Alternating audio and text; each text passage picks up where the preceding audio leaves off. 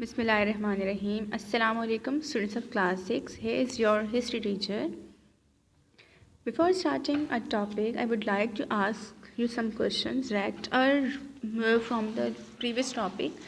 The first caliph, Hazrat Abu Bakr Siddiq. Okay, my first question is, who are Rashidin caliphs? Yes, the first four caliphs are called Rashidin caliphs. And who was the first caliph of Islam? Yes, he was Hazrat Abu Bakr Siddiq Radhiyallahu Ta'ala anha. So, now tell me, in which year the first caliph died? Yes, the first caliph was died in the year 634 Common Era. Okay, and who was the second caliph? The second caliph was Hazrat Umar Farooq Radhiyallahu Ta'ala anha.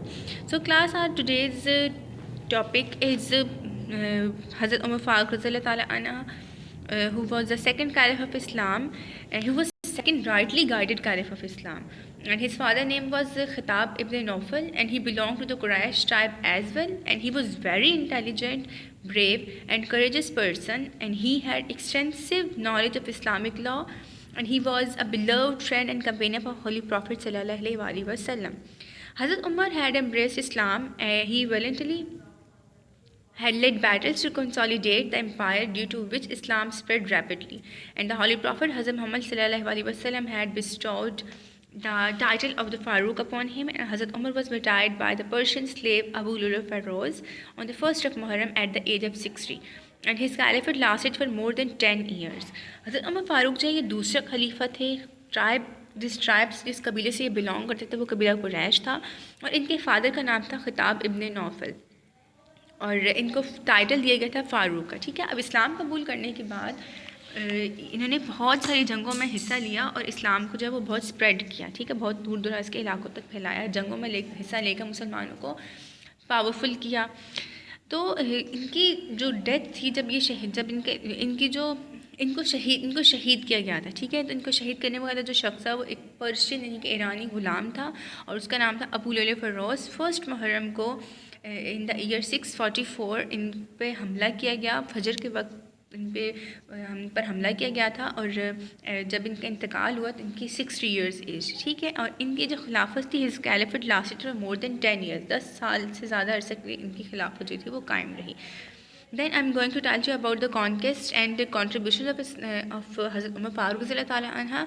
But before that कि हज़रत उमर फ़ारूक ये उन लोगों में से एक थे जिनकी इस्लाम कबूल करने की जो दुआ थी वो नबी पाक सल्लल्लाहु अलैहि वसल्लम ने ख़ुद की थी. कि नबी पाक ने दुआ ये की थी कि 2 उमर में से किसी एक उमर को इस्लाम जो है वो कबूल करे. नबी पाक की दुआ थी. दूसरे एक उमर तो हज़रत उमर फ़ारूक थे, दूसरे उमर जो थे वो उमर अबू जहल जो था उसका नाम भी उमर था. ठीक है, तो हज़रत उमर जो थे, हज़रत उमर फ़ारूक की नबी पाक की दुआ से इन्होंने इस्लाम कबूल किया. ठीक है, now I am going to tell you about the conquest and contribution of him towards Islam.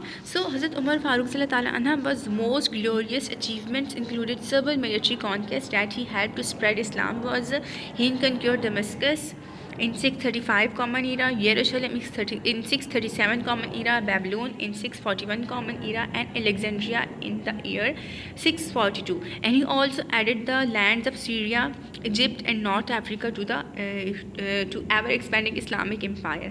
And the Islamic calendar was introduced by him, and he also introduced the education of Quran. And in his reign, the education of the Quran became more widespread, and before the religious tolerance attracted more people towards Islam and the empire under him. And he became under his guidelines, the Islamic empire became one of the largest in the world at that time.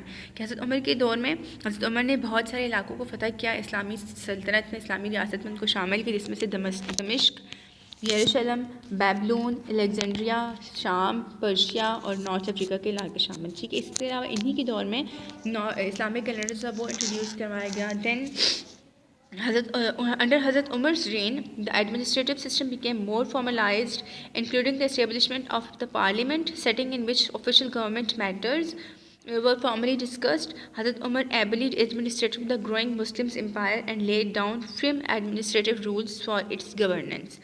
And he also established the Baitul Mal for a properly judicial system and armed forces for the protection of the country. He also introduced canals and roads, and he also constructed canals and roads, and he also in his rule, the imam, teachers and muezzins were given salaries in schools and mosques, and prisons and police stations were built. A population census was conducted, and welfare homes and orphanages were established for the poor people and the needy. हज़रत उमर ने अपने दौरे हुकूमत में बहुत सारे administrative जो system था, जो हुकूमत का निज़ाम था, उसको बहुत तरीके से मैनेज किया. इन्होंने बैतुल माल यानी कि कौमी ख़जाने का एक सिस्टम जो था वो इंट्रोड्यूस करवाया.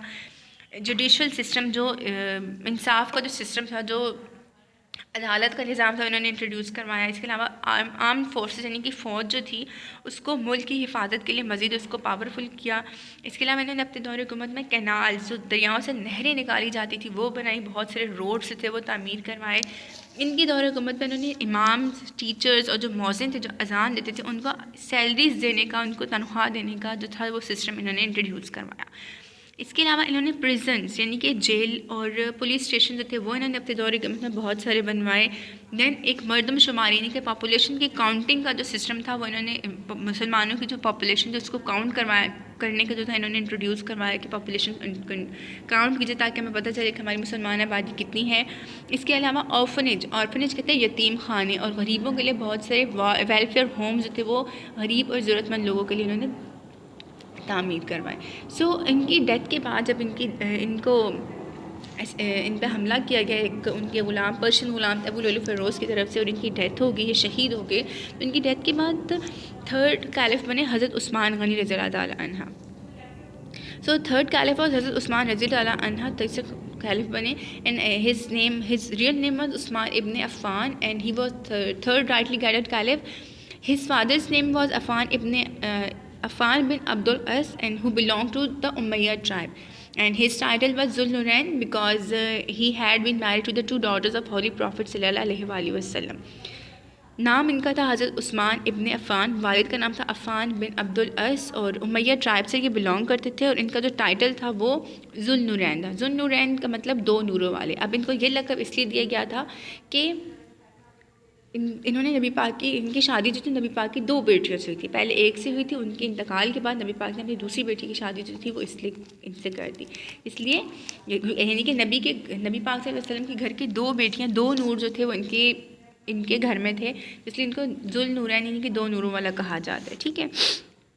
And Hazrat Usman accepted Islam at the age of 34, and he was rich and used his wealth generously in the way of Allah and Islam, and he was awarded by the title of Ghani, which means open-hearted, by the Holy Prophet Hazrat Muhammad sallallahu alaihi wasallam.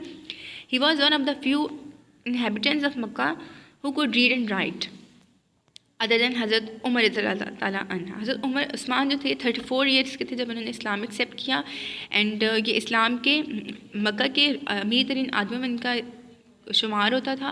Then ये बहुत खुले दिल के मालिक थे. इनको इसलिए इनके नाम जो था वो गनी का इनको लक़ब दिया गया था. ठीक है. और ये मक्का के उन चंद लोगों में इनका शुमार होता था जो पढ़े लिखे थे, इनको पढ़ना लिखना जानते थे. ठीक है. अब एक छोटा सा वाक़या आपको बताते हैं कि हज़रत उस्मान जो थे वो कितने बड़े दिल वाले थे कि इन्होंने पूरे का पूरा एक कुआं ख़रीद कर मुसलमानों के लिए वक्फ़ कर दिया था. इसके अलावा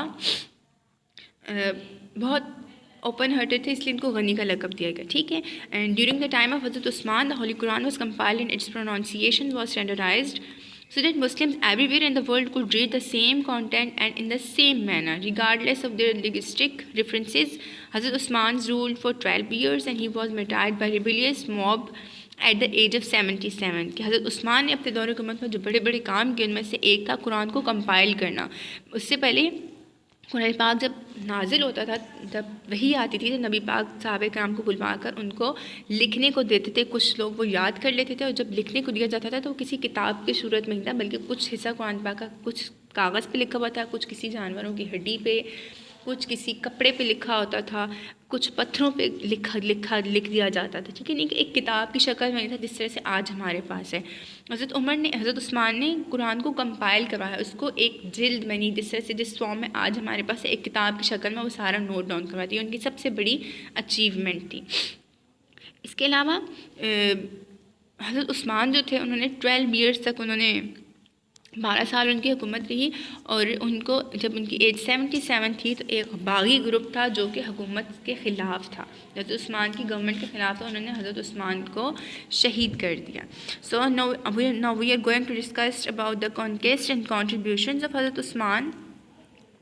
the conquest and contributions of Hazrat Usman are he continued the policies of the previous caliphs. उन्होंने जो पहले के खलीफा थे जैसे हज़रत अबू बकर थे, हज़रत उस्मान, हज़रत उमर रज़ियल्लाहु ताला अन्हा थे, उनकी जो पॉलिसीज़ थी उन्हीं को फॉलो किया. And the borders of Islamic caliphate were extended till Cyprus, Afghanistan, Armenia and Azerbaijan के. लेकिन इनके दौर हुकूमत में इस्लाम जो था वो मज़ीद इस्लामी हुकूमत जो थी, जो नए इलाके जो इस्लामी कंट्रीज़ में जो मुसलमानों के कंट्रोल में आ गए थे, वो साइप्रस, कब्रस, अफ़गानिस्तान, आर्मीनिया और आज़रबाईजान का इलाका था. He organize the navy, change administrative divisions and completed many public projects. The first 5 years of his rule were noted to be peaceful, and Hazrat Usman's greatest achievement was the collection and compilation of the Holy Quran. Its significant economic and defense sector reforms were also made during his rule, and in his time the first naval ship was built. Hazrat Usman largely followed the strategy of the administration devised by Hazrat Umar, and his further strengthened the administrative set up for different departments of the state, due to which he revenue collection system of the country strengthened. इन्होंने बहुत सारे जो public projects यानी कि roads का बनना था, किसी मस्जिद का बनना था, जो कैनाल्स का, इन्होंने मज़ीद वो पब्लिक प्रोजेक्ट्स होते वो भी कंप्लीट करवाए. इसके अलावा इनके टाइम में जो पहली मुसलमानों की पहले जो बहरी जहाज़ था वो इनके टाइम में बनाया गया. इसके अलावा इन्होंने बहुत सारी नई स्ट्रेटजीज़ जो थी जो हज़रत उमर फ़ारूक की बनी हुई थी उन्हीं को फॉलो किया, और अपना जो रेवेन्यू कलेक्शन था, जो कि जो ख़जाने की जो इस्लामिक रेवेन्यू सिस्टम था उसको मज़ीद उन्होंने स्टैंडर्डाइज किया.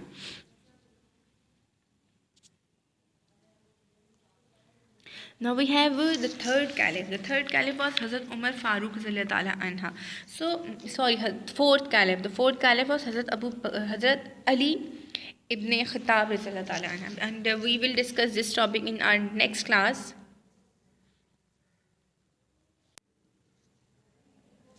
Okay, now here's the homework of today's class, and I also mentioned the previous homework. If someone don't have that, वो यहाँ से देख के कर लेंगे. Okay, the first question that I told you in the previous class was the write difficult words from page number 40, 41 and 42. Now add. Second question was why were the first 4 caliphs known as the rightly guided caliphs? The third question was what was the reaction of Hazrat Abu Bakr Siddiq Radhiyallahu Ta'ala anhu after the hearing the news of the death of Holy Prophet Hazrat Muhammad Sallallahu Alaihi Wasallam. So today we are going to do our question number 4, which is what were the contributions of Hazrat Umar during his caliphate for the expansion of the Islamic State. Along with that, do true false, which are on page number 46 on your textbooks. And if you have any question related to the homework, kindly ask me by sending a message. Okay, Allah Hafiz, take care.